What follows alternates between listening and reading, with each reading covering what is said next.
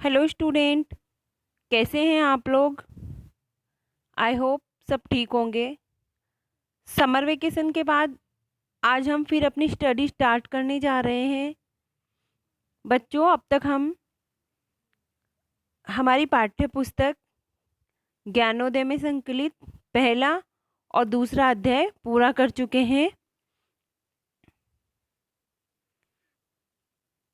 तो बच्चों, आपने उन अध्यायों का अच्छे से रिवीजन किया होगा और आज हम हमारा तीसरा अध्याय शुरू कर रहे हैं, जिसका नाम है सन्यासी की सीख। बच्चों, इस अध्याय में हमें छुआछूत व जात पात के बारे में बताया गया है।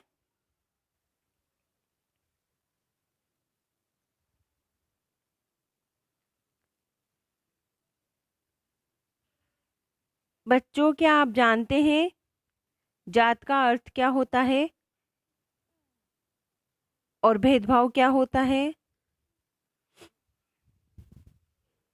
और हम इसे कैसे मिटा सकते हैं? यही सब जानने के लिए आज हम हमारी पाठ्य पुस्तक में संकलित एक ऐसे अध्याय का अध्ययन करें जो हमें आपसी भाईचारे की सीख देता है। तो हमारे अध्याय का नाम है सन्यासी की सीख और ये हमारा तृतीय अध्याय है।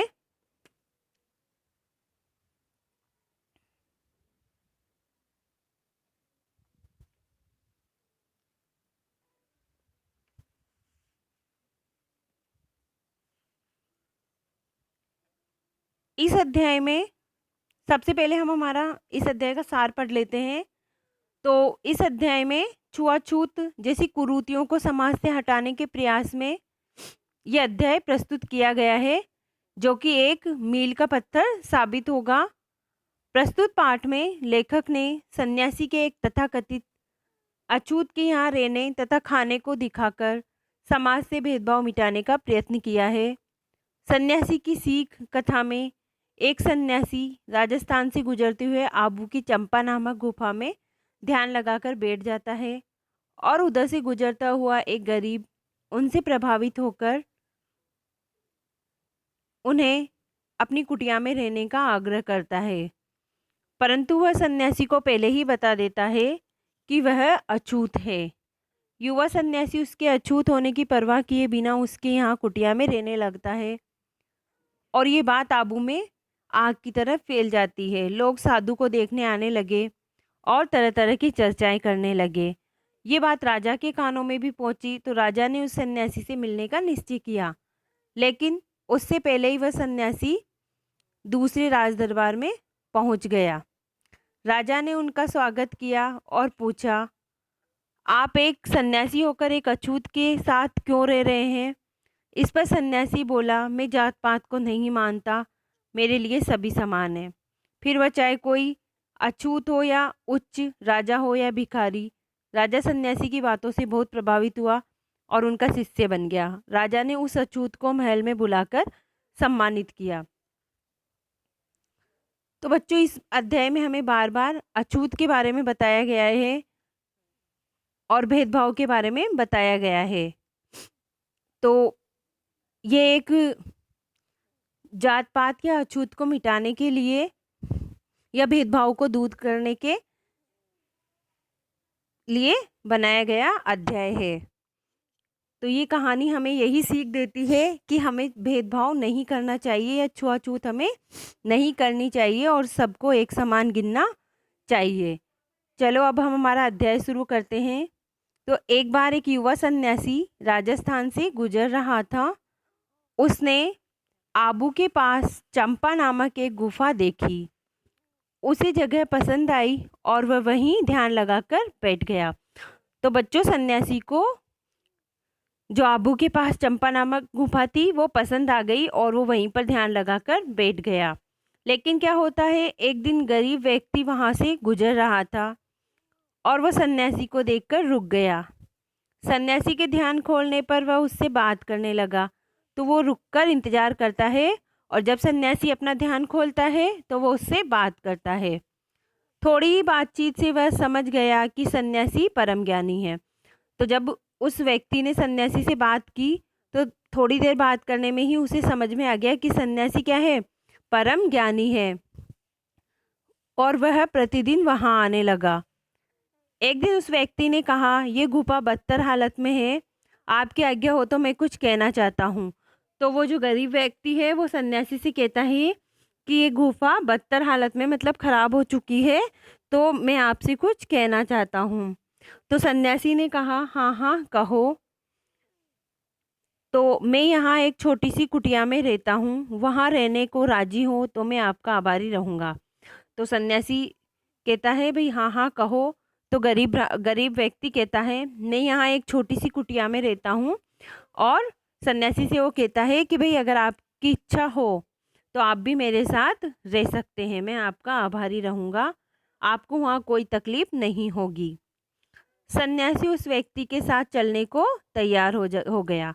तो सन्यासी ने बिना जाने ही कि वह व्यक्ति कौन है, उसके साथ जाने को वो तैयार हो गया।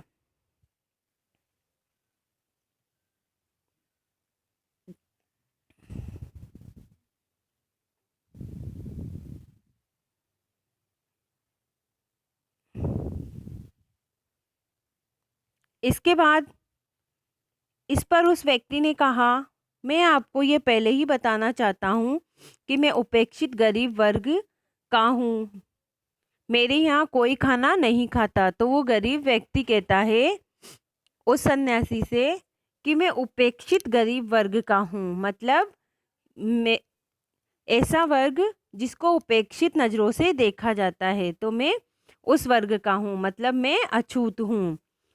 तो मैं आपके भोजन की व्यवस्था अलग कर दूंगा। तो वो कहता है कि भाई आपके भोजन की व्यवस्था मैं अलग कर दूंगा, क्योंकि मैं अछूत हूँ तो मैं आपके भोजन के हाथ नहीं लगा सकता। तो युवा सन्यासी हंसा, वह बिना कुछ कहे उठा और उसके साथ चल पड़ा। तो सन्यासी हंसता है और बिना कुछ कहे मतलब कुछ नहीं कहता है उस व्यक्ति से, और उसके साथ चल पड़ता है। 2-4 दिन में ही युवा सन्यासी की चर्चा पूरे आबू में फैल गई। तो 2-4 दिन ही निकलते हैं और उस युवा सन्यासी की चर्चा पूरे आबू में फैल जाती है। क्यों फैल जाती है पूरे आबू में उस सन्यासी की चर्चा? कि वो एक उपेक्षित के घर में जाकर के रहता है, इसलिए उसकी चर्चा पूरे आबू में फैल जाती है कि भाई वो तो गरीब है और वो उपेक्षित वर्ग का है, लेकिन उसकी यहाँ पर क्या है, एक साधु आकर रहा है। तो लोग तरह तरह की बातें करते हैं, तो जितने मुंह होते हैं उतनी ही बातें होती है। एक उपेक्षित के घर साधु, राम राम, कोई कहे ढोंगी होगा, तो लोग तरह तरह की बातें करते हैं। कोई कहता है कि ढोंगी होगा, कोई कहता है पाखंडी होगा, कोई उसे चोर उचक्का कहता है, लेकिन सब उसे बहुत ज्ञानी भी मानते थे, लेकिन उसे क्या है, ज्ञानी भी मानते थे। हर प्रकार के लोग साधु को देखने पहुंचने लगे, तो सभी तरह के लोग साधु को देखने के लिए पहुंचने लगे। सबने देखा कि साधु वहाँ आराम से रह रहा है, तो सब लोग क्या देखते हैं कि साधु वहाँ पर क्या कर रहा है, आराम से रह रहा है। वह व्यक्ति भी बेहद खुश है, साधु उसके हाथ का खाना खाता है, उसका दिया पानी पीता है। एक दिन वहाँ राजा का दरबारी पहुंचा, वह खेतड़ी के राजा का निजी सचिव था।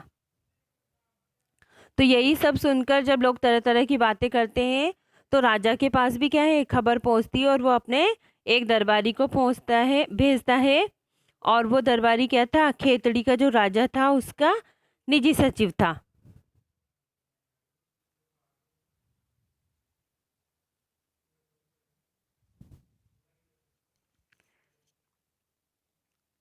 तो इस तरीके से राजा का जो दरबारी है, निजी सचिव है, वो सन्यासी के पास आता है।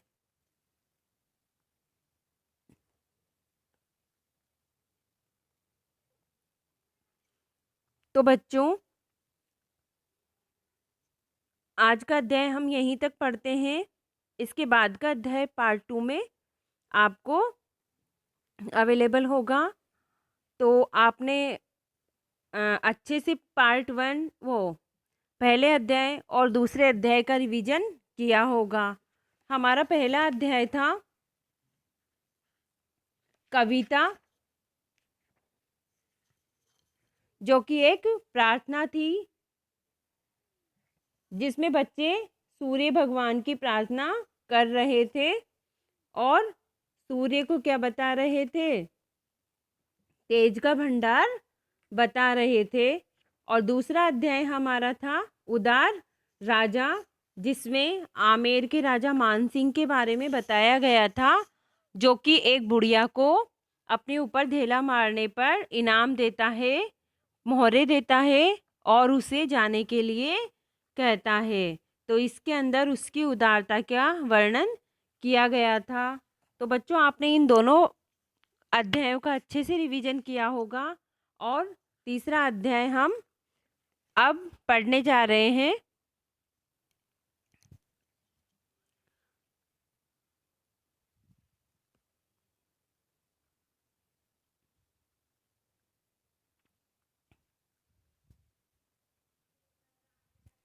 तो आज का अध्याय यहीं पर समाप्त करती हूँ मैं। Bye student.